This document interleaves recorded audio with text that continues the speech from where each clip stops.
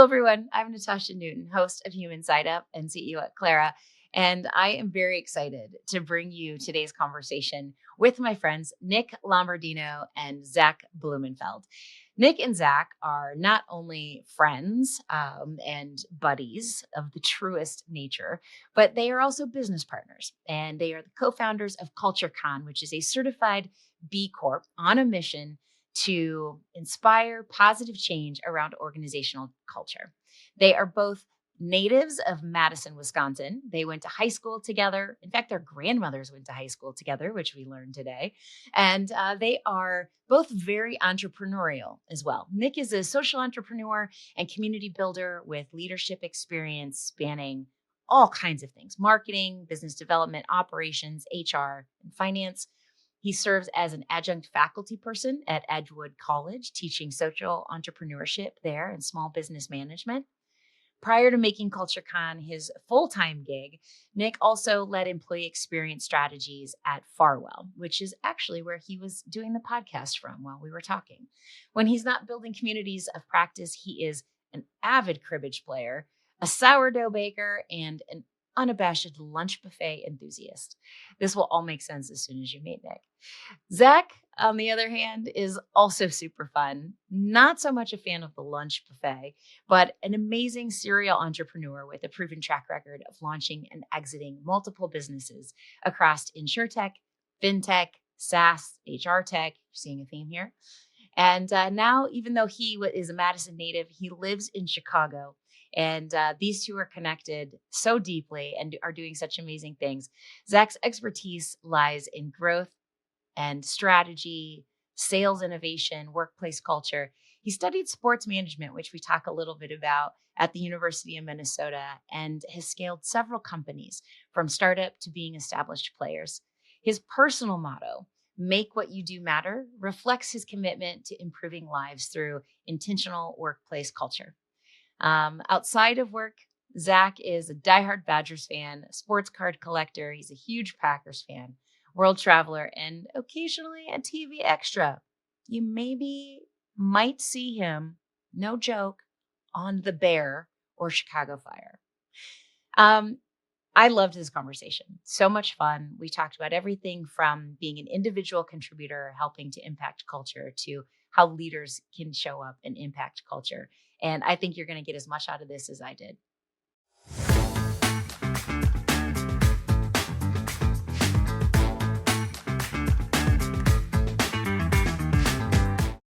Welcome to Human Side Up today, everybody. As you know, we could see we're in a slightly different environment. I needed a little bit of sun. We've officially entered turtleneck season here in Omaha, Nebraska, where I live, and also where today's guests live, which is in Wisconsin, is in Wisconsin, land of the Packers. Go Pack. Go Pack, go. And I have to say, this is probably going to be one of the most fun episodes that we've had here. And for all of you listening, Nick and Zach will introduce you to here in a moment. They bring the energy. They are exactly what you see here in real life, which is one of the reasons why I wanted to have them on the podcast. Usually on Human Side Up, we talk about keeping humanity at the center of leadership, right? It's messy and hard, and man, I think I already cried once this week, maybe 6 times. And it just can get really, really complicated, but it's the most important piece. It keeps us doing our jobs as well as possible. And Nick and Zach are in a slightly different position. They are leaders. They work with organizations. They consult. They do a bunch of different stuff. But the reason why I wanted to have them on the podcast is because they are also the co-founders of a conference called CultureCon. And I go to a lot of conferences. I used to run a conference back in a former life. I've had 9 before this one. And infusing the good juju into a conference is a really hard thing to do. And especially when it's a conference on culture, for people who really care about culture, who are leaders in their organization, trying to make work suck less for other people. And there are not a lot of conferences where I've been where it delivered on the thing that it said it was going to deliver on. And yours was one of those. So I'm excited to chat with you today a little bit about your past and how you do that, and how, as individual leaders and individual contributors, I know you all have a strong perspective on this, we can impact our organizations where we are. So Nick, And Zach, welcome to the Human Side Up podcast. I'm very happy to have you here. Thrilled to be here, Natasha. Thanks for having us. Thanks for having us. And when we were connecting at our conferences, just had so much fun chatting with you about your past 9 lives. And thank you for all of these kind words you've shared about our conference. But Zach would certainly agree. A lot of it comes from lessons learned over the years and constantly wanting to improve and get feedback from our community. But if there is a magic of the conference, it's because of the type of person that cares about workplace culture.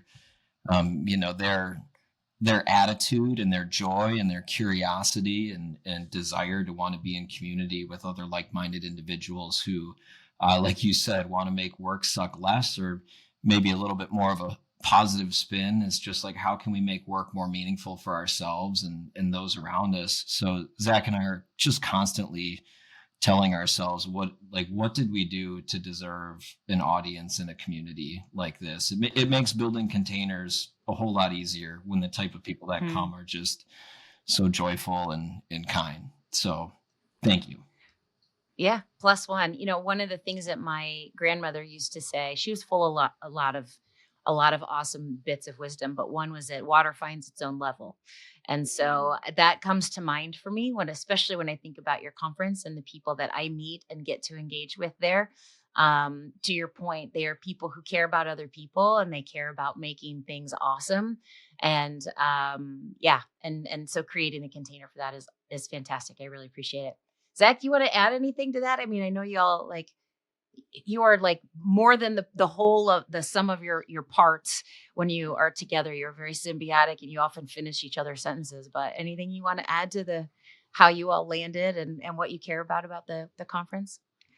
Yeah, I mean, just to piggyback on Nick, like we definitely lucked out with the caliber of human that both attends the event, also speaks at the event. All of our different stakeholder groups are there because they want to make work better and life better for people. So we're very fortunate in the caliber of human that shows up at the event. And I can kind of give a little background on how we got started, because Nick and I, we actually went to high school together. We didn't know each other in high school because Nick is way older than me, super old.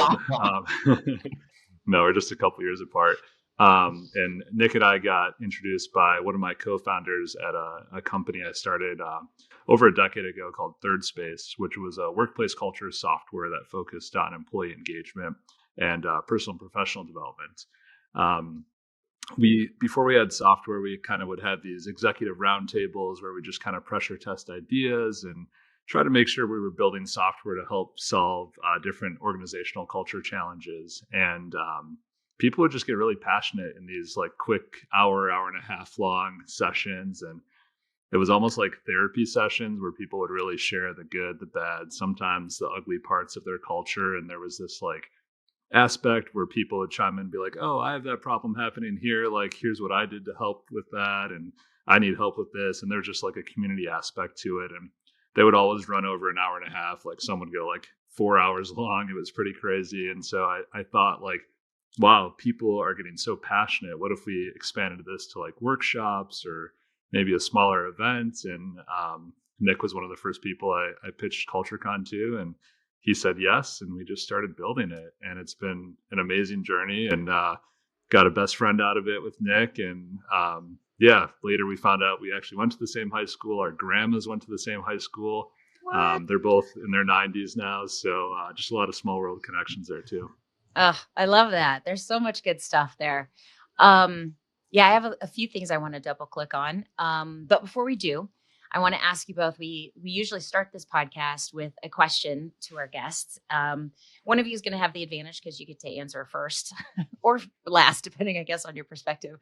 But the question is, what we think about as humans and the work that I try to do every day at Clara is finding what the extra awesomeness is that each person brings to the table, right? Like what they bring to their role that you don't see on a resume, you don't see on a CV or in their job titles. And I'm really curious for the two of you, if there are 1 or 2 words about you and how you show up that we wouldn't see on a resume that impact the way you are in the world, what might they be? And when did you start to know them as true and own that about who you are? Oh, what a thoughtful question. For me, I know creative is in there somewhere. I think Mm. creative autonomy, creative play maybe is a better, yeah, creative play. Um, I'll give you a very recent example of when it really kind of sunk in for me that this is a critical piece of how I can show up as like my full authentic self. In the early days of us hosting CultureCon, I can't speak for Zach, but I know I had a lot of imposter syndrome when I felt like I needed to be up on stage, um, being concerned that I was being thought of as an expert in certain areas where I knew I didn't have deep expertise. And so I would get overly kind of anxious and paranoid if I felt like I was up there performing as somebody that I wasn't. So yeah, imposter syndrome, I think is fair to say. And it wasn't until Zach and I kind of stumbled upon this way for us to bring our own creative play and autonomy into our conferences, which was, Natasha, if you've ever had to suffer through our ridiculous welcome videos that you have to watch. Oh, Yeah, yeah. right. Love them. They're ridiculous. Oftentimes they have nothing to do with the context of the conference or culture as a whole. But for Zach and I, it just felt like, one, we have so much fun making those videos because we can be silly and dumb and not take ourselves too seriously. But then being able to like show that to our audience as the first thing they really witness as part of the conference experience, selfishly for Nick and Zach, that like just all of a sudden makes us feel at home and comfortable. It's like if we can infuse this idea that we don't have to be performative and we can just be silly in our genuine selves, like for Zach and I, it's only in service to us to feel like we can be comfortable at our own conferences. You know what I mean? So, we kind of stumbled into that video as like, now we can't do a conference without it because we're like, we need this. This is like medicine for us. But just, yeah, that ability to bring play and creativity into your work, for me personally, that's critical. Because if I'm not doing that, then that's where I start to feel a little bit squirrely. Awesome. Is there anything else?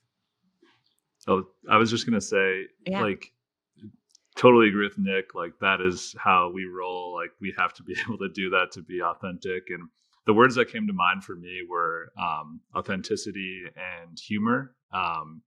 Kind of with, I think, both Nick and myself, like, what you see is what you get. And I feel like that is with you too, Natasha. Like, you're so authentic. And I realized that like in our first conversation. And so when I can talk to other people that are just like themselves, it's just, I don't know, it's better. It's more, you can have a conversation that means a lot more. So authenticity, Nick and I kind of just show up who we are, for better or worse. And that's what you get. The other one is humor. I think since I was a little kid, I don't know if I use it as like a coping mechanism for people pleasing or what it is, but I love humor, both, trying to make people laugh and having fun. So kind of into that playfulness that Nick was talking about. Yeah, I love the humor aspect of things. And if I can get on stage and get people laughing, like all my nerves go away. Usually they're laughing at Nick and myself, but in a playful way. So usually with, right? Yeah, hopefully. Zach, you just reminded me of kind of this realization I had the other day. I know I personally throw out the term like bringing your authentic self to work a lot.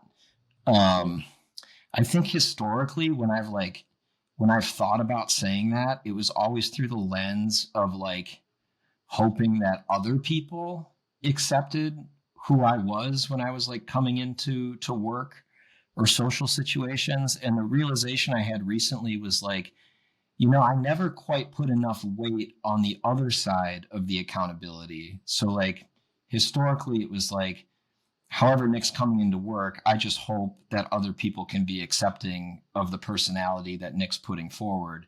But I never quite put enough stock into the accountability that I have to myself to get a deeper understanding of what my own intrinsic motivators are and the right types of physical environments that bring my best self forward, so that I'm actually bringing my authentic self to work and not just bringing a person that I expect other people to just accept. Does that make sense how I'm phrasing it?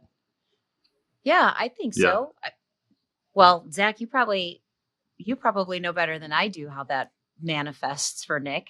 So I'd love to hear from you. And I would just say, as an outsider, I think um, you have to, it's the notion of like you can only love another person as much as you love yourself, right? And it's the same for me, that kind of concept. So if I'm wrong, please correct me. But I have to be able to be me in the room for you to be able to accept who I am, right? And one of the things that we use as a framework for talking about trust in our company, and I think I mentioned this actually at the conference, is we use the trust triangle that Frances Fry, she's out of the Harvard Business School, and one of the pieces of it is authenticity, but one of the other legs, in addition to logic, is empathy, right? That you're also here for me.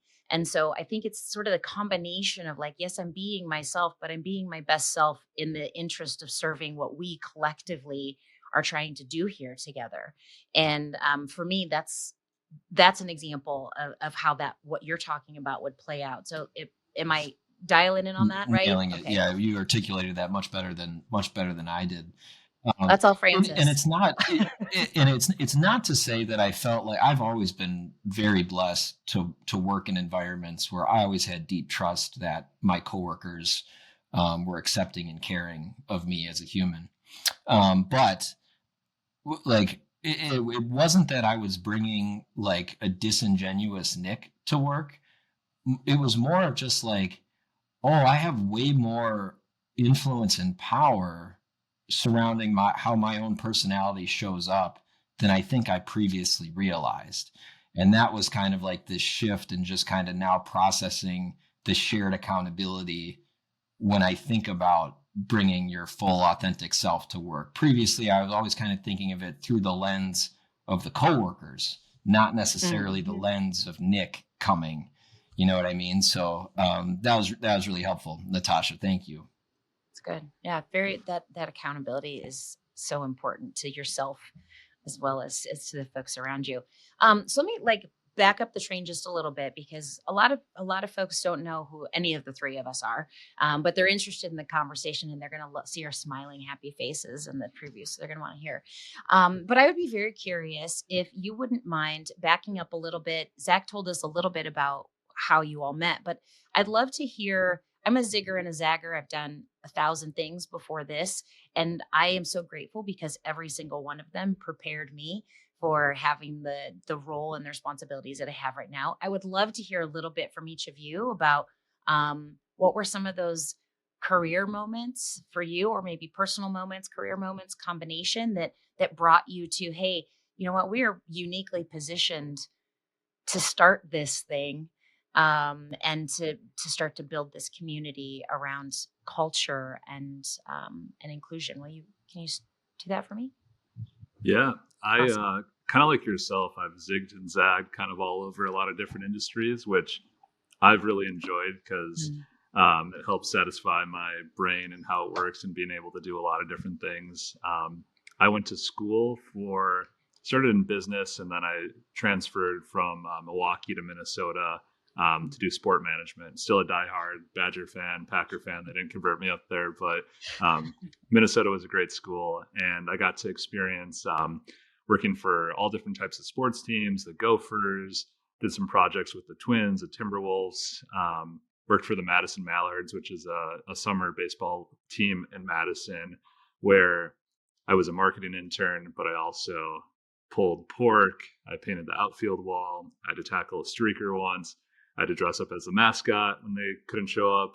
So a lot of different experiences. And I kind of realized I like business.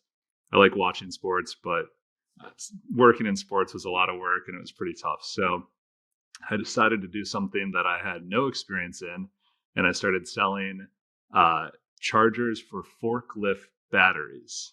Very random. That was kind of my first real job out of school, and kind of took my sales knowledge and business, and we went with it. And I had a really awesome boss, Mike Nelson, who was kind of my first boss out of school, and that's like when I think of a leader, that's like who I think of right away. And so I got to experience like in a really amazing culture right out of school. Worked for a couple other companies, and I got to see the opposite side of that, where like maybe the culture isn't there, maybe I don't have a leader that I can trust and that can mentor me. And so I kind of got passionate about the workplace, and like I was like, I spend so much time at work, like this needs to be a good experience, and I'm not the only one who feels like this. So I teamed up with a couple of guys in Madison, and we co-founded Third Space, which I talked about earlier. And that kind of led me down this culture rabbit hole that I am still in today and loving every second of it. I love that. That's fantastic. How about you, Nick? I'm a Zag and Zigger as well. Yeah, I grew up in a family of entrepreneurs, and kind of swore that off as a possibility for me in the future at a pretty young age. My dad owned an indoor soccer facility and managed it pretty much my entire life, and he sacrificed so much to make that business successful. And I just have deep admiration for him. But when I watched him with his struggles, I was like, that seems like way too much work. Like, I don't want that. I don't want that stress. And so kind of going through school, undergrad, there was a time where I was studying graphic design. Then I switched to Broadfield social studies because I wanted to be a history teacher at a high school level. And then I finally switched to business. And that's where I fell in love with, I think, the path that ultimately led me to organizational culture, which was at the time marketing research. And I was just so enthralled with social anthropology and consumer psychology and why do humans behave the way that they do. So I started to go down a career path that was like pretty heavily entrenched in marketing research, until I got into a graduate level class that was on organizational ethics. And that just took me down a deeper rabbit hole into eventually workplace culture, because I had this professor who became a mentor of mine. He passed away a few years ago. His name is Dr. Dennis Collins. And he was kind of like this.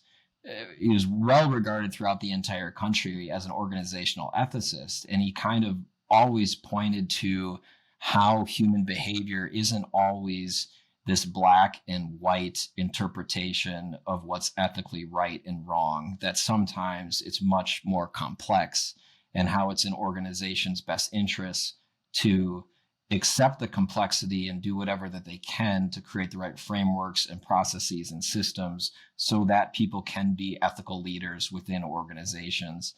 And so that is what really got me like sticky with this whole workplace culture ecosystem, if that's what we want to call it. So I'm actually sitting in an office right now. It's not CultureCon's office. It was the company that I was working for full time before switching to CultureCon full time. That company's name is Farwell. They're a management consulting company in town. And I was lucky enough where they entrusted me to build the employee experience strategy for roughly a 60-person company. So not a huge one. But that's really what got me steeped in it. So that was me rolling up my sleeves and actually doing the work of building healthy workplace culture and employee experience strategies. So yeah, meeting up with Zach, the timing was perfect, where I was somebody who would both be an eager consumer of the content and connections of community around workplace culture, and already had a little bit of experience helping to build communities of practice around shared interest groups. At the time, it was more like change management types of communities, but it definitely felt serendipitous when we connected when we did.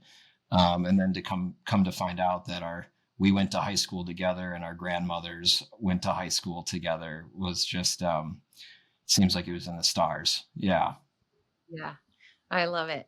I love it. So I have a few questions for you. Actually, a lot, but we'll narrow it down. When it comes to sort of the experiences that you've had in thinking about organization, I'd be very curious to hear from each of you. And maybe your answers are very much aligned, maybe they're slightly different.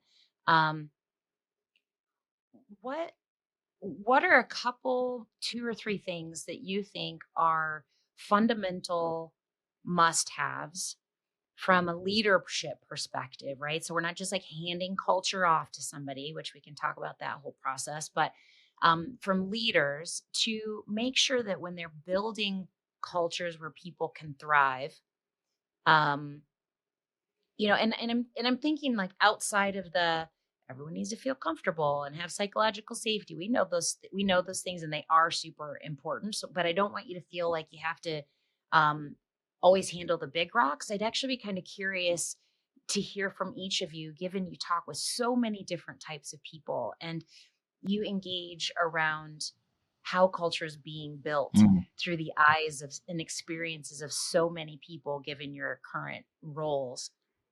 What do you think are some of the things that are like the less obvious and important pieces to the foundation to make sure that we're building places where people feel like they can show up? I was just talking to Zach about this not long ago. Self-directed opportunities for connection. This was something that I struggled with in my work at Farwell, was trying to create the right systems and the right processes so that individuals that worked at the company didn't feel like it was reliant on the company itself to create the pathways for them to find deeper connection and community and career within the organization. Not to say that, it absolves the employer of any and all responsibilities to do those things, but that was always like a big ticket item for myself and for the organization. And I don't think it's much different than how Zach and I also try and approach the culture of CultureCon and the programming that we put together. It's still our responsibility to create enough scaffolding in the container so that meaningful connections can happen. But we also don't want to be seen as the only catalyst to like make those connections happen. That's part of the beauty of the conference, is feeling like, I don't know if you felt it, Natasha, but sometimes just like feels like universal synchronicities are happening because of opportunities that you take yourself to find these deeper connections. So that's the big one that comes to mind for me is, more self-directed opportunities for connection. Yeah, I love that. How about you, Zach? Yeah, kind of on that note, and Nick, you kind of touched on this at the start of the episode, but having trust, and I know that's kind of like a big word, but if we go back, like trust is going to create the connections that Nick is talking about. And if you have trust, I think a lot of that comes because as a leader, you're giving your team autonomy. And that autonomy is like, hey, I trust you to do this, whether it's culture building or something else at the organization. You feel like you're empowered. And I think a lot of people need that to create trust, which is going to create connection, and then ultimately is going to create that culture that people need to thrive in. Yeah, I think I really like both of those. They resonate with me in that, one of the things we talk a lot about in our company is I am responsible as the leader to create opportunities for you and to support you, um, and to help you grow. And at the same time, you have a responsibility to own your part of the becoming, right? And the growth and the contribution. And so, what I really appreciate about what both of you said there is like, is you have to establish the trust that, hey, we are here for you as an organization. I am here for you as an individual leader. Um, and the other person has to do their part to show up and say, okay, not only am I willing to accept the gift that you're giving me of that autonomy and independence, I think you both kind of use some words similar to that. And then, but that I'm going to take that and I'm going to do something with it that then gives back and sort of feeds back into the ecosystem. Right. And it's hard, I think, sometimes because there's this fine line for human resource folks when you're building teams. We definitely want to hire for culture fit, right? Because we want people to get and have the same sort of vibe.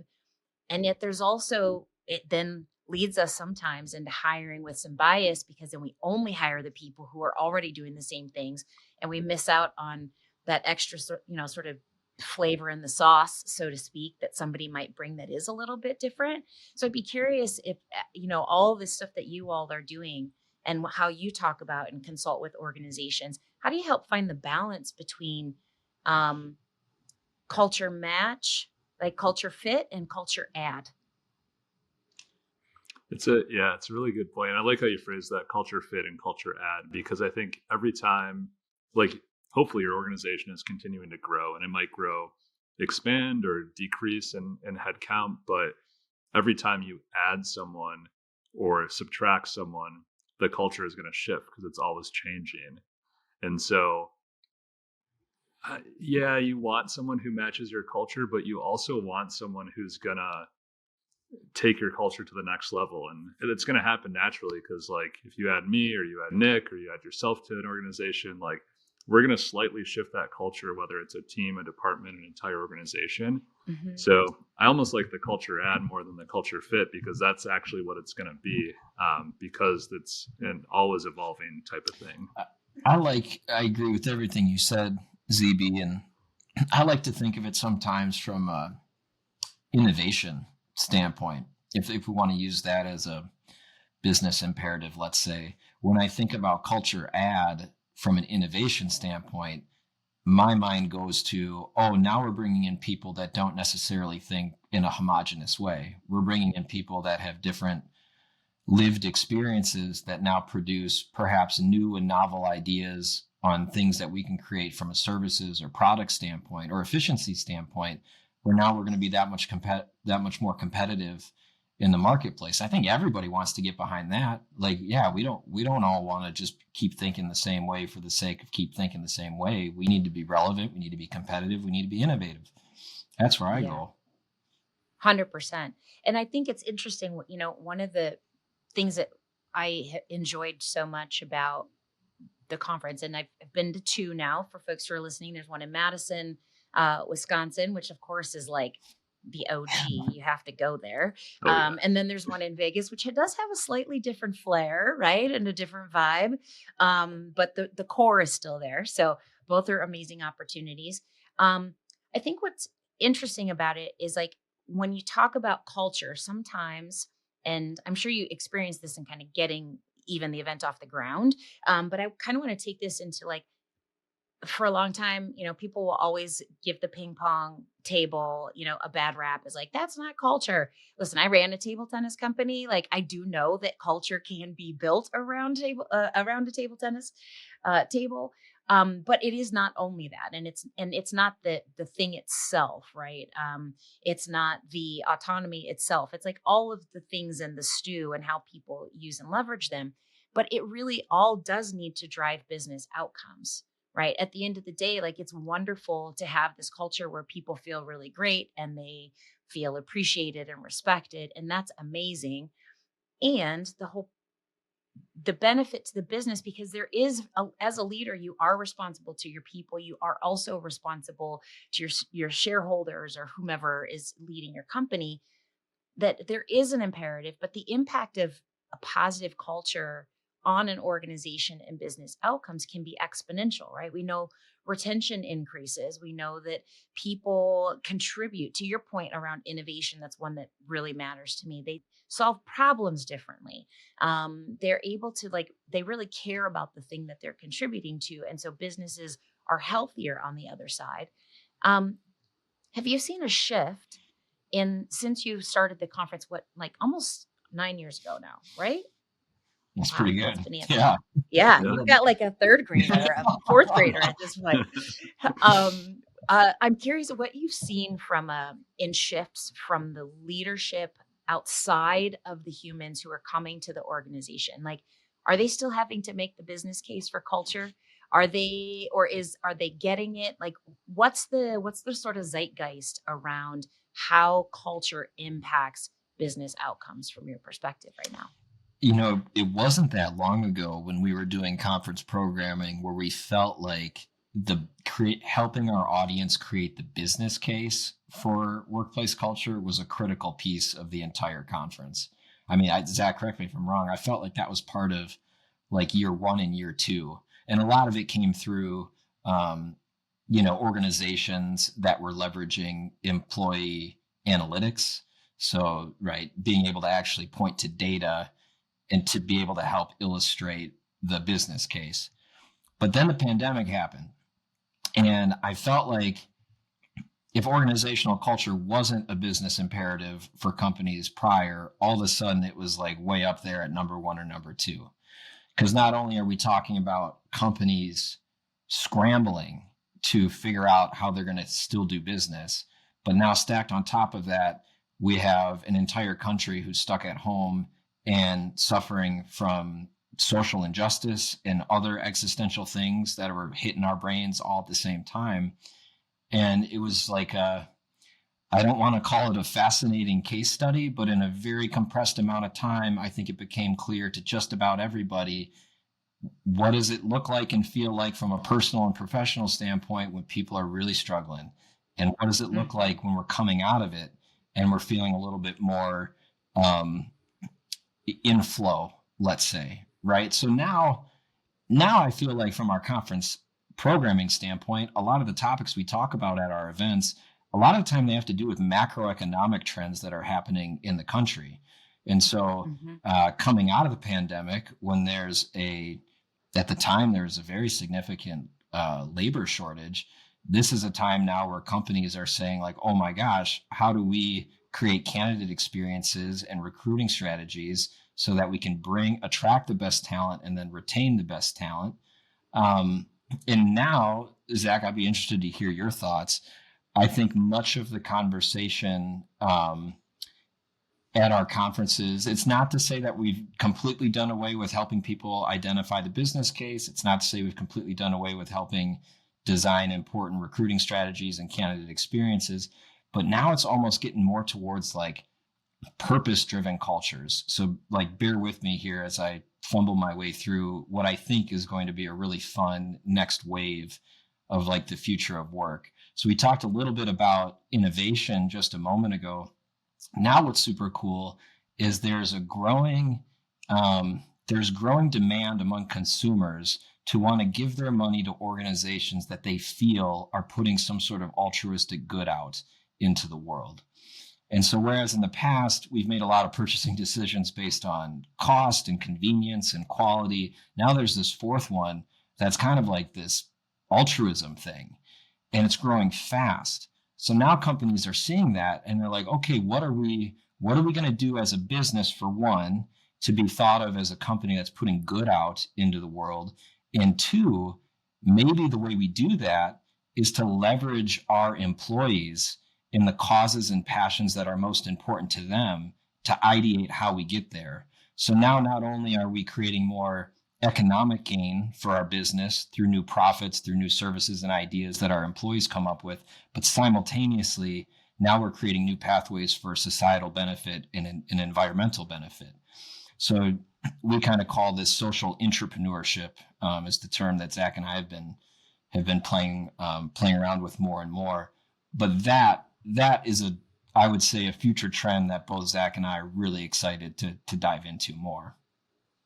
Mm-hmm.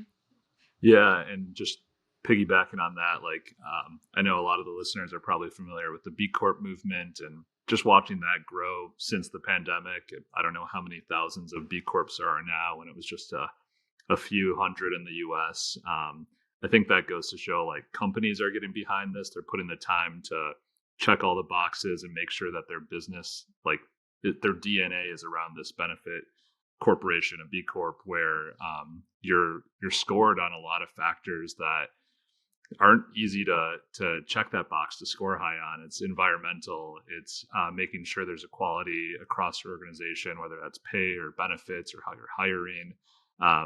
It's a tough grading scale, and there's a lot of companies that are trying to get that B Corp status for a lot of the reasons Nick just touched on.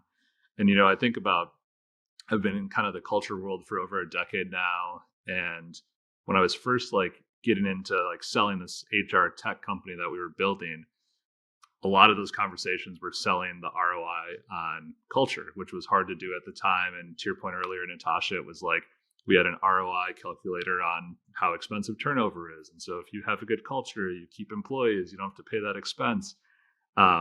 But that conversation doesn't really happen anymore. I feel like people are aware of the importance of culture. And if your company isn't, they're probably not going to be in business for very much longer. It's kind of a standard now to realize the importance of culture. But when I look at the topics, and like we do a workplace culture study every year just to figure out what topics, kind of like crowdsourcing the topics for our conference. Um, you know, the most edgy topic when we look back at CultureCon 2018, our first conference was a panel, and it was like, is remote work going to stick around? That was like the edgiest topic we had. And now we're talking about psychedelics in the workplace and many other topics that are a lot more out there. So the conversation has grown. The importance of culture has grown. And that just like warms my heart that it's like something that people are passionate about all around. I talked with my 96-year-old grandma at Thanksgiving a couple weeks ago, and she was talking about culture and just like, we didn't call it culture back then, but I kind of know what you're talking about. So like she's understanding it, which gives me a lot of hope for the world. Right. I love that. And I think, Nick, you used the word, consumers are sort of demanding this, and that's why companies are moving toward B Corp. And it's not a but, it's an and.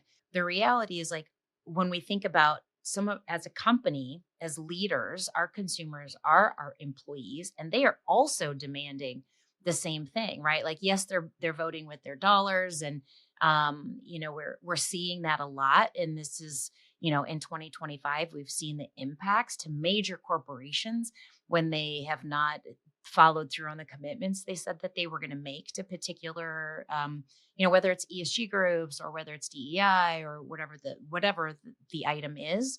But employees are doing the same things. And so one thing that I think we've seen a lot of is there is this, and I think it's becoming more and more evident to me. I'll be curious to get your take on this. There's actually this, like, on the ends of the spectrum, folks who've been in the workforce for a long time, right? We've 5 generations now, which is the first time in history that this has happened. As people get older, they settle more into their own skin. They get to show up more authentically as themselves. They want to spend their time in particular ways and do things that matter.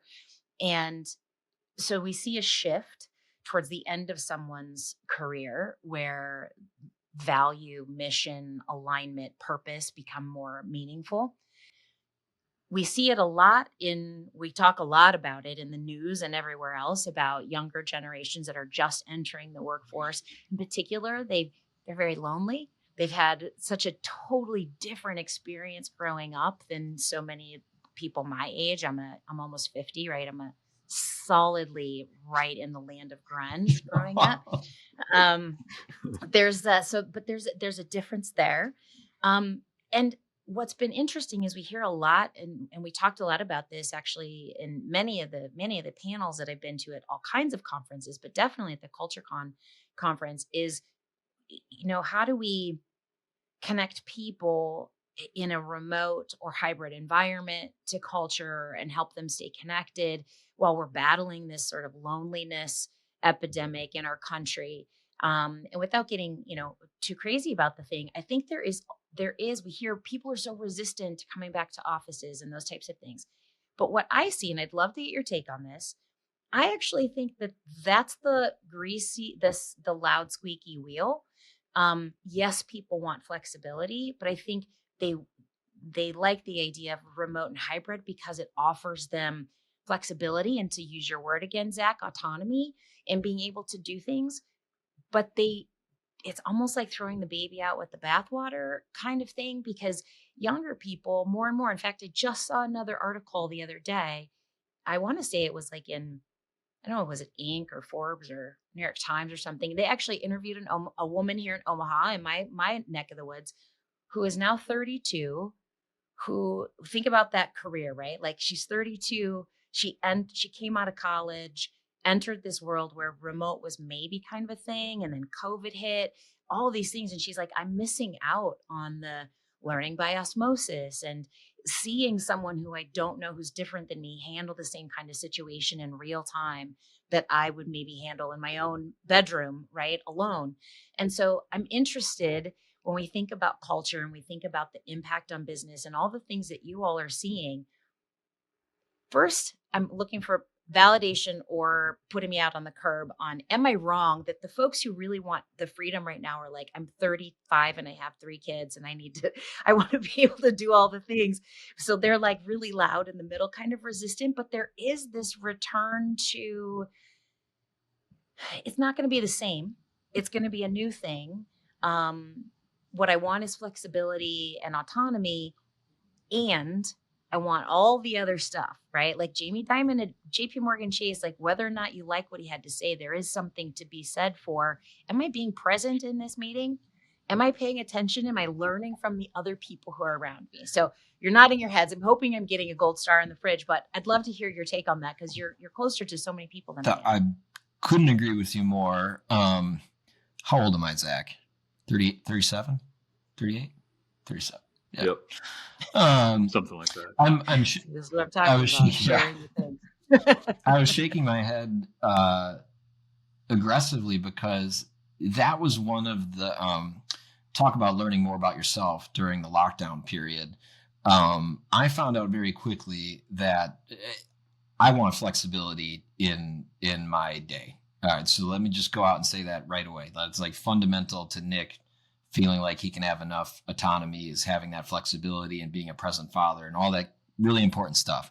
But I found out so quickly that I burn out so fast if I do not have actual physical human connection with either my coworkers or collaborators and peers. And the screaming example of it, Natasha, was like me being on Zoom meeting after Zoom meeting during lockdown, and I could finish a meeting and be like, I don't even remember what was talked about, because I'm less patient when I have virtual meetings. I'm less empathetic, which I hated that realization. And I'm just distracted. Like my brain is just like, I'd rather be having this conversation in person some of the time. And now I'm thinking about other things that are on my to-do list. But there's some physiological thing for Nick that when I'm physically with somebody where I feel so much more of like a active listener and an empathetic person. And I feel like there's some other weird biochemistry that, for me at least, that relates to like quick collaboration that I can have with people in person, versus if I'm working exclusively remotely. Sometimes now I have to take into account, like, if I'm going to use Zach as an example, like I have this question or this idea for Zach.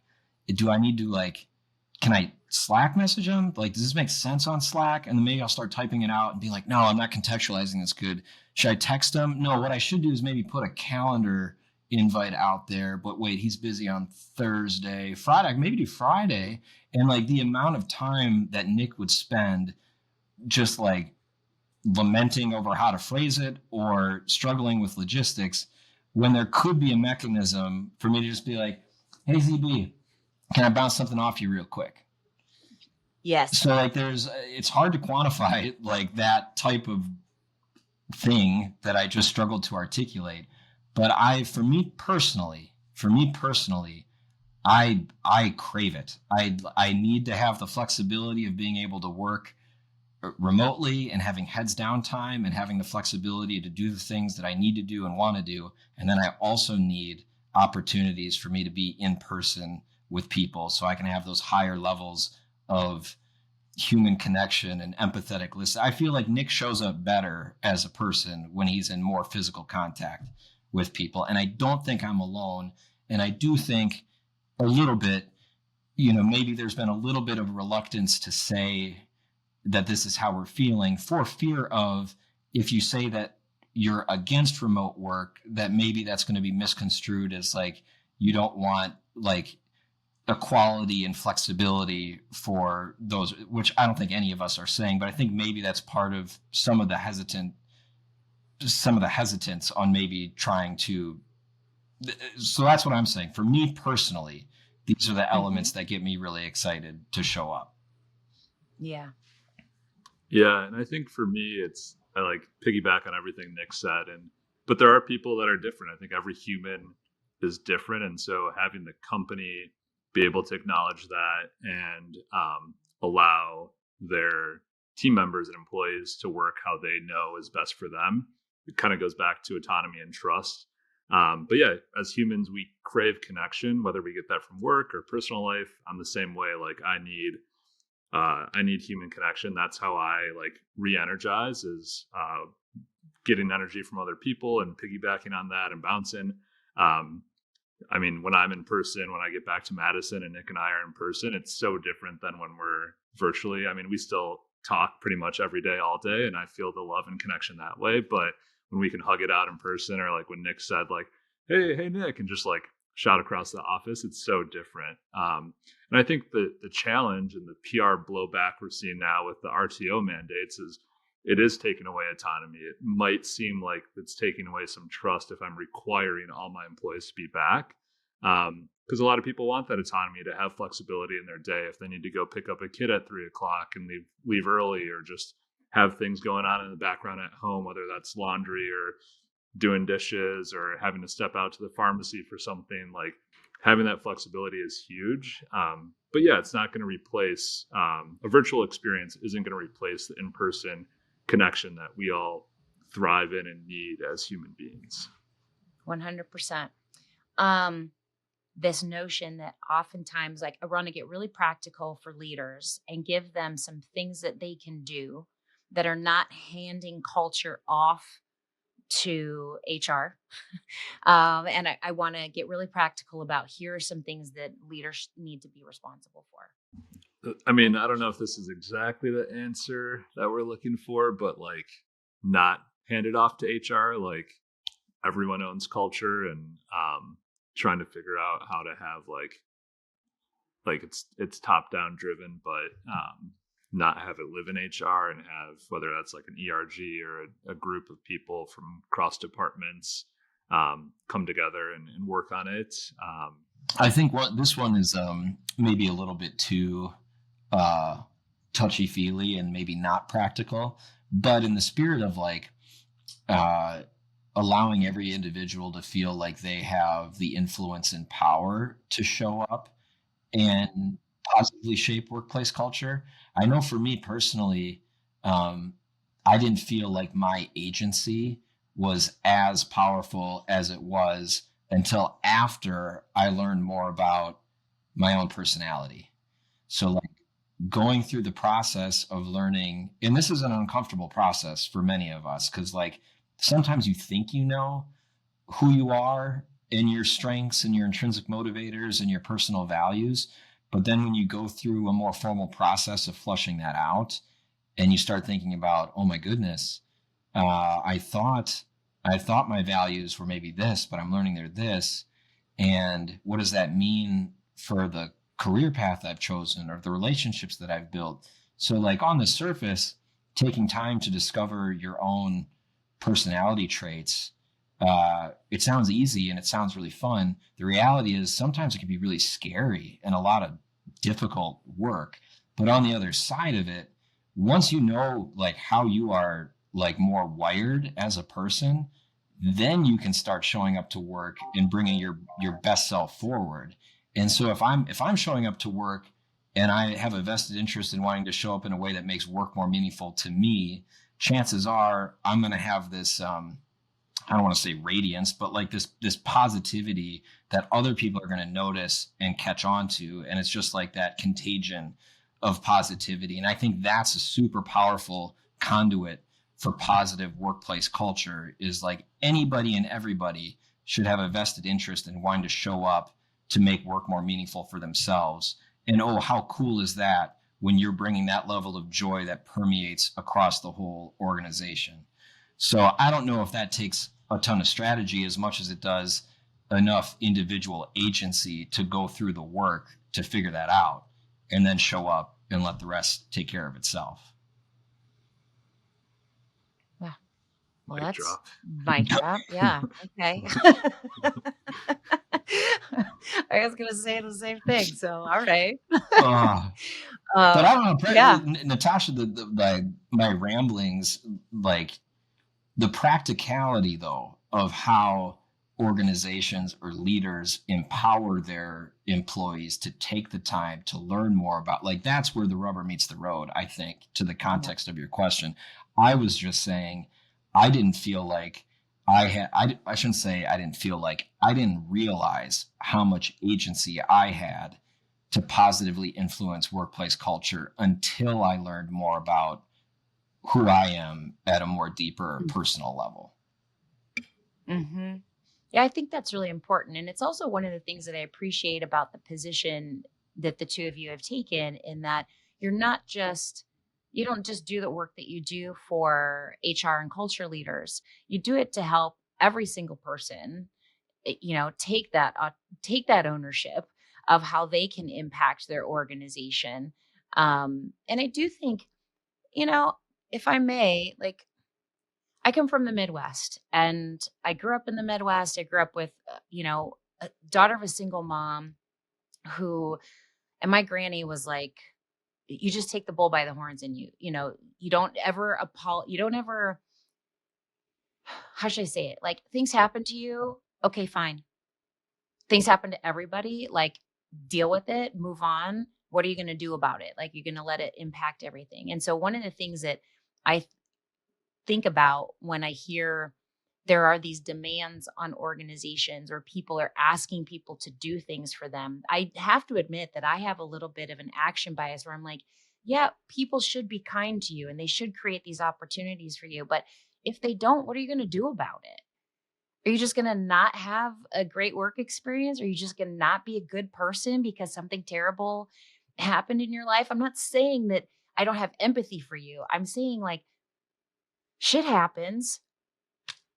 I'm here with you. Let's work through it. And then how are you going to use that as the, like, very now fertile soil for you to grow and do something different? And I think a lot of times, when I think about workplace culture, that comes to mind for me, right? Like, people can do a lot for you, but you have to figure out how you fit into that equation and where you're bringing the juice, and adding to the So mix good. of things. 100%. And yeah, like what you're talking about, what Nick's talking about, we like to call it culture from the inside out. Like, figure your own shit out first. Yes. Like, what's going to motivate me? What lights me up at work? What are my core values as a person? Mm-hmm. And I think if we're all sitting around a conference room table, we all figure out our own internal values, that's going to align or like help decide what our values are as an organization. Because if someone else decides what the values are and all three of us are like, those don't align with me, we're out of there. Like, we're not going to work for that organization. So it's got to almost be like co-created, but that starts with the individual figuring it out for themselves. Totally. I could talk with y'all all day, but I know we have things that we need to go do. So before we go, I have one final sort of parting question for each of you. Actually, two. One is there anything I haven't asked you today that I should have? And if so, what is that? What do you want to leave us with? What band or musician are we all particularly into right now? Oof. Like right now, today? Yeah, today. I mean, it doesn't have to be a new artist. It's just, I'm trying to decide if I need to be the first person to answer. I've got two. You go. I love McCoy Tyner. He is a jazz pianist, deeply into that. I'm loving that right now. And on the flip side of that, if you could take me to 3 days of Dead and Company shows, I'm going to be your best friend. Uh-huh. So I'm sort of oscillating between those two things right now. Amazing. How about you all? ZB. I have an interesting taste in music. My playlist is pretty consistent. It's like half Adele and half J. Cole. So that's kind of my jams. Okay, I'm into it. That's good. Yeah. I also have two submissions. One is a band named Lawrence. It's a brother and sister from the East Coast. They sing something that's like a fusion of soul music with kind of modern pop undertones, but they have a huge brass band. And so if you like the horns and, trumpets, saxophone, like it's incredible. So I'm really big into Lawrence. We just went to see them in concert in Milwaukee not that long ago. And then the other person I'm trying to get more into, and I'm embarrassed that I haven't gone as far as a lot of other people, is Jean Baptiste. If you're familiar with him, okay. I am. I saw this question on the internet, which was, if you were responsible for introducing aliens are invading Earth and it's imminent, and it's your responsibility to introduce the aliens to one person on Earth that you think might change their mind on a hostile takeover. The number one submission that the community came up with was Jean Baptiste, and then everybody was just giving evidence. Really? And this guy is one of the most, talk about just like a guy who lives in the moment and is just constantly in awe of everyone's beauty and talents. And meanwhile, he's like a genius and is just like on another planet, no pun intended, for just like musical composition. So that's the guy I want to get more into now, because he's going to save humanity. He's here for all of us. That's awesome. And on that note, culture for the people. Awesome. All right. Well, how can we as a community be supportive of you as individuals and collectively of the work that you are doing together? Well, thank you for asking. We just like to be connected to as many awesome humans as possible. So, I would just encourage people to join our community, whether that's virtually, in person, and just keep doing the good work out there that we're all trying to do. I agree with Zach. Like, there are great ways to dip your toe into our community. We have a ton of free programming and resources. And then if things feel fun and exciting in the future, we'd love to see you in person sometime at one of our events. Yeah. Thank you, Natasha. Right on. Yeah, right on. Thank you both for joining me. I know you have plenty of other things to do, but I really appreciate it. And we'll continue to be banging the CultureCon drum out in the world. So thank you. And thank you all for joining us, and keep the human side up. Thanks, Natasha. All right. Thank cheers. You. Okay. That's it. Another episode. And man, what a great time. I really appreciated what they had to say about not only being an individual contributor to culture, but owning your part in the knowing who you are and how you show up, whether you are an individual working in an organization or a leader. Really great stuff. I encourage you to check out what Nick and Zach are doing with CultureCon. Maybe check out the conference itself. I might see you there. And in the meantime, keep the human side up.